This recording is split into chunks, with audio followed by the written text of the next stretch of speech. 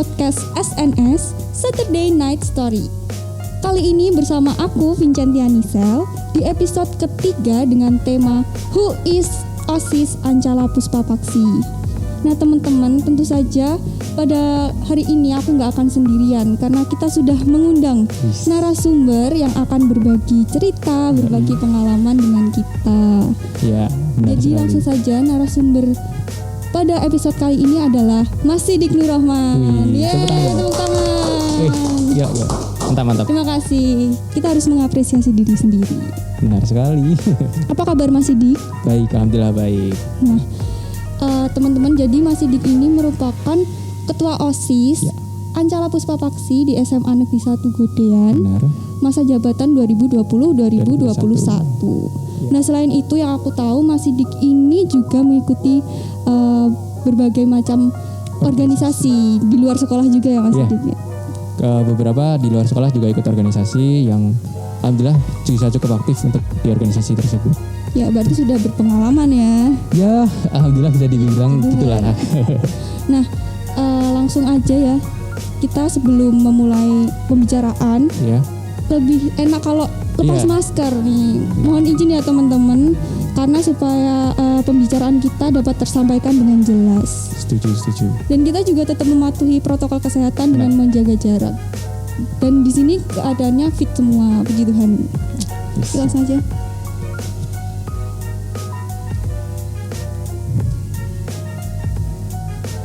Oke. Oke, nyangkut. Saya sudah. Nggak bisa. Saya yang dikat ya. Oke. Bisa guys. Copot. Nah, langsung aja ya Mas Sidik ya.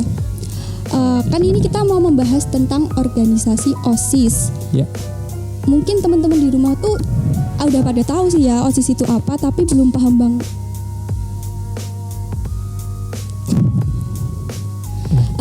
Kita langsung aja ke pembahasan kita hari ini, yaitu tentang organisasi OSIS. Tapi mungkin teman-teman di rumah tuh sekedar tahu OSIS, Iya, tapi benar. belum paham gitu loh OSIS itu apa. Mungkin Mas Sidik bisa menjelaskan terlebih dahulu. Ya sebenarnya OSIS kan organisasi yang sebenarnya udah umum ya di Indonesia. Tarafnya udah nasional, udah ada di setiap sekolah. OSIS itu teman-teman juga udah tahu kalau OSIS itu kepanjangan dari organisasi siswa intra sekolah. Ya, Jenjangnya dimulai dari SMP sampai SMA.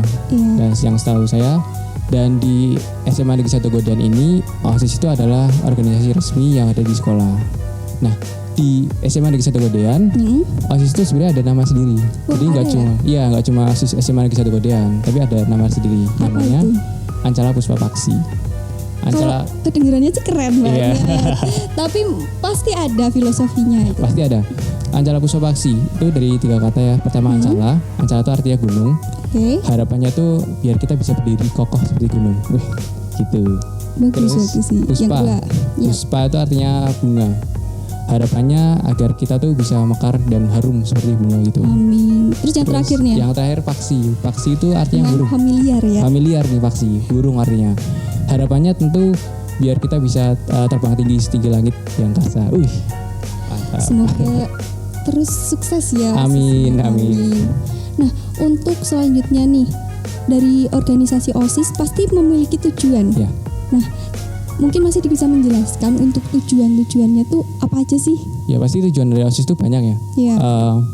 Beberapa pasti ada yang masuk OSIS tujuannya untuk bisa mengembangkan skill organisasinya. Ya. Ada yang di OSIS sendiri tujuannya untuk membina rasa persatuan kesatuannya, karena di situ kita terdiri dari berbagai macam golongan ya, nggak cuma Benar. mungkin dari agama, mungkin dari suku budaya yang berbeda-beda. Kita bisa bersatu di OSIS. Dan itu OSIS itu juga sebenarnya sebagai tempat sarana komunikasi sih, karena siswa di sekolah di SMA Negeri 1 Godean ini kita bisa berkomunikasi di OSIS, bisa belajar sih gimana sih caranya menghargai pendapat. Makanya kalau teman-teman misalkan pengen melatih skill public speaking atau gimana caranya bisa berkomunikasi dengan orang lain dengan baik, silakan untuk masuk OSIS gitu. Dan tujuan yang lain juga sebagai wadah aspirasi sih. Karena Ya, benar banget. apapun silakan buat teman-teman yang punya ide, pendapat atau masukan itu yang sekiranya bisa direalisasikan, silakan buat dimasukkan ke OSIS. Nanti kita bisa ajukan ke sekolah untuk diwujudkan gitu. Jadi sebenarnya OSIS ini organisasi yang memang benar-benar untuk siswa dan kembali lagi ke siswa gitu. Oke, jadi untuk teman-teman yang kemarin masih bingung nih kalau punya pendapat atau aspirasi untuk sekolah, kalian bisa langsung aja Ya, melalui OSIS ya. OSIS bisa. Nah, untuk selanjutnya, tadi kan sudah tujuan. Pasti organisasi juga memiliki fungsi. Ya. Kira-kira apa saja tuh fungsinya? Kalau dari fungsinya, dari OSIS itu sebagai yang pertama pasti itu alat pembinaan kesiswaan ya. Iya. Karena siswa itu di sekolah selain dibina untuk akademiknya, pasti juga perlu dibina untuk di bidang organisasi. Tujuannya pasti untuk menyiapkan siswa besok di masyarakat ya kalau udah lulus. Terus selain itu sama seperti yang tadi itu sebagai wadah aspirasi siswa ya. Karena kalau perlu disadari emang program-program dari OSIS itu banyak banget dari siswa. Iya. Dan itu bisa membuat nama sekolah selain OSIS pun sekolah juga akan lebih tinggi lagi namanya. Terus yang terakhir itu pastinya buat motivasi siswa untuk bisa lebih berkembang. Karena kalau bisa dirasain dari aku sendiri ya, dari awal dari masuk OSIS sampai sekarang detik ini perkembangannya cukup bagus sih. Karena walaupun memang kita di OSIS itu melaksanakan berbagai kegiatan ya, tapi yang kita nggak sadari bahwa di setiap kegiatan itu kita dapat mengambil hikmahnya gitu loh. Jadi Pengalaman baru. ada pengalaman barunya. Di situ yang kita nggak bisa temuin di organisasi-organisasi lain atau mungkin ketika kita tidak mengikuti organisasi. Jadi OSIS tuh emang seperti istilahnya seperti jembatan ya, Ya, antara jembatan. siswa dan sekolah. Benar sekali. Nah, kalau itu kan tadi kita udah membahas secara umum ya. Kita langsung masuk ke OSIS Ancala Puspa Paksi yang ada di SMA Negeri 1 Godian. Ya.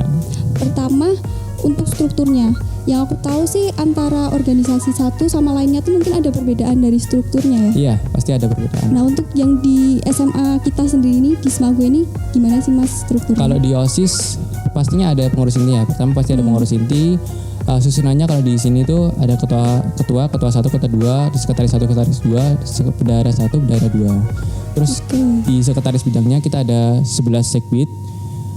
Itu dari berbagai macam bidang yang banyak banget di situ, dan juga ada beberapa sekbid yang kita bagi menjadi sub bidang gitu. Dan total dari pengurus OSIS di SMA kita tuh banyak banget, hampir sekitar 70-an orang gitu. Wow, Banget. banyak. Termasuk Iya, banyak. Termasuk banyak sebenarnya. Nah, tapi dari masing-masing bidang itu kan saling bekerja sama ya untuk Ya, melaksanakan program kerja. tentunya pasti. Ngomong-ngomong program kerja, di masa pandemi ini apa sih Mas program-program unggulan OSIS? Ya, kalau di pandemi nggak cuma di OSIS sebenarnya ya. Semua organisasi pasti yang pertama itu pasti mengarahkan program kerja secara daring ya. Kegiatan semuanya daring. Kita juga pernah nggak sih ngikut kegiatan daring, pernah kan? Kayak webinar gitu pernah. Iya, Nah, kayaknya banyak ya sekarang. banyak banget sekarang kegiatan daring, entah itu lomba kan atau webinar. Ya di situ sebenarnya ada hikmahnya sih. Kita ada kesempatan buat gimana caranya meningkatkan skill IT kita. Terutama buat teman-teman yang mungkin belum tahu sebelumnya, belum tahu caranya live stream itu gimana sih. Mungkin belum tahu caranya buat webinar.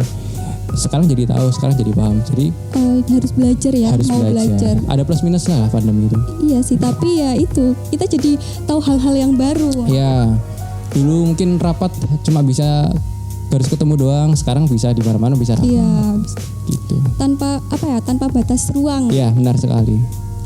Nah, kalau itu kan tadi program-program yang sudah diunggulkan oleh OSIS. Iya. Selama jabatan ini, apa aja sih program-program yang udah dapat terlaksana walaupun di masa pandemi? Tentunya program-programnya kebanyakan yang itu ya daring ya. Selama 4 bulan ini kita udah beberapa kali ngerasain kegiatan. Yang sebenarnya paling kelihatan tuh waktu di HUT ke-34. Oh, Itu ya udah melakukan itu. Beberapa juga ada pernah webinar-webinar. iya. Walaupun beberapa juga ada yang offline, tapi itu offline-nya kayak yang mungkin sarana prasarana yang kita cuma butuh ngecek ke sekolah 1-2 kali. Terbatas ya. Ya gitu. Intinya semuanya tuh hampir semua kegiatan Hampir semua dialihkan melalui daring. Ya. Karena ya gimana lagi kalau kita belum bisa berangkat ke sekolah, tapi kan kita juga harus bisa berinovasi ya, harus bisa kreatif lah menghadapi keadaan. Ya kita harus bisa survive di masa pandemi ini. Tapi kalau dari aku pribadi juga rasanya tetap beda ya Mas ya, antara online sama offline tuh.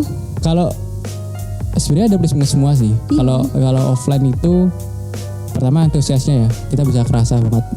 Atmosfernya kerasa banget kalau ada eventnya. Kalau kita mengadakan kegiatan event gitu, timbal baliknya nggak cuma dari panitia ke panitia, tapi dari peserta ke panitia tuh bisa. Jadi ketika kita jadi panitia mengadakan kegiatan itu kayak ada achievement tersendiri gitu. Reaksinya dari peserta ya. Beban-bebannya tuh berkurang. Ya sebenarnya itu bisa menjadi kayak recharge gitu. Panitianya gitu ya. Tapi sekarang ya seperti itulah. Karena keadaan kayak gini juga kan. Waktu rapat juga sebenarnya lebih enak offline sih kalau rapat-rapat gitu. Lebih fleksibel ya. Kalau misalkan mau memberikan pendapat gitu ya. Kan kalau di offline kita cuma tinggal mungkin menyela dari pembicara yang lagi berbicara itu bisa. Kalau di online kan kita harus susah kan ya, ada kendala jaringan, kuota, belum lagi kalau tabrakan sama yang lagi ngomong yang lain itu kan benar-benar susah. Tapi ya ada plus minusnya sih. Semua ada hikmahnya. Iya, semua ada hikmahnya. Pembelajaran baru. Benar sekali. Pengalaman baru. Iya.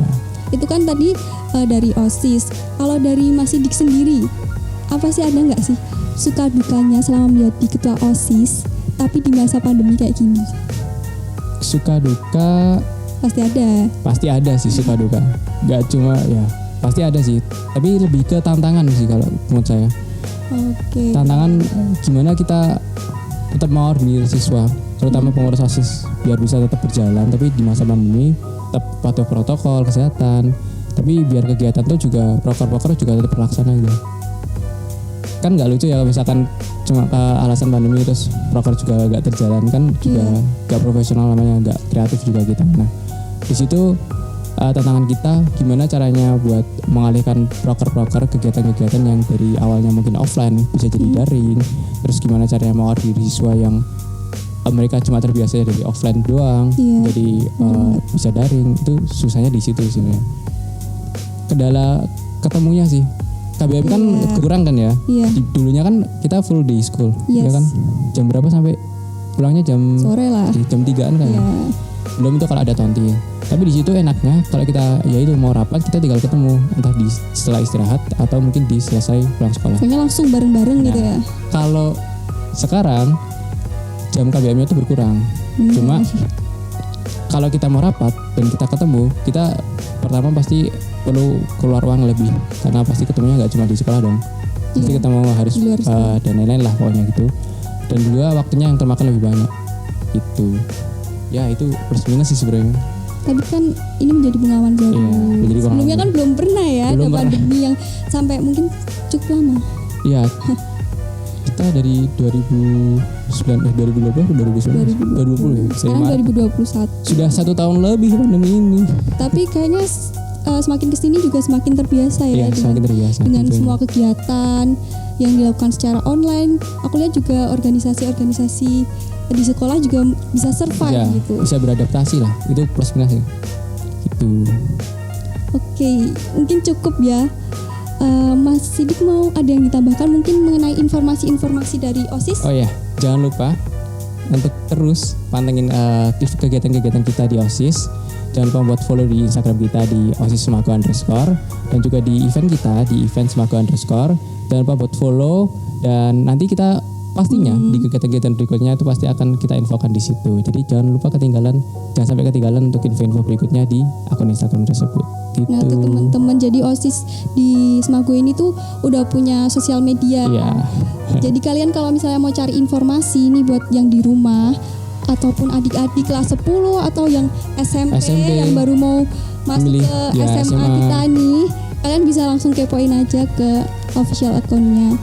Enak kok OSIS, masuk aja. Bisa misalkan kalian yang belum merasakan OSIS, bisa udah ada oprek, silahkan untuk masuk karena mungkin kalian gak akan merasakan organisasi lain yang setara dengan OSIS ini gitu. Oke, terima kasih ya Mas Sidik sudah mau menemani malam minggu kita di beberapa menit ini dengan pengalaman-pengalaman yang luar biasa ya. Semoga kita dapat belajar bersama-sama. Semoga malam minggunya ceria ya. Oke. Kita kayaknya langsung pamit aja ya. Oke. Jangan lupa Udah untuk kelamaan ya. Jangan lupa untuk selalu ngikutin kita di podcast SNS ini. Kalian langsung like, comment, share, dan yang belum subscribe langsung aja subscribe dan turn on notification-nya supaya kalian gak ketinggalan, karena episode yang selanjutnya pasti akan lebih seru lagi dan kalian akan mendapatkan banyak wawasan baru lah, pengetahuan baru gitu. Terima kasih Mas Sidik, terima kasih semuanya. Kita pamit dulu, sampai ketemu lagi. Stay safe, stay healthy, and bye.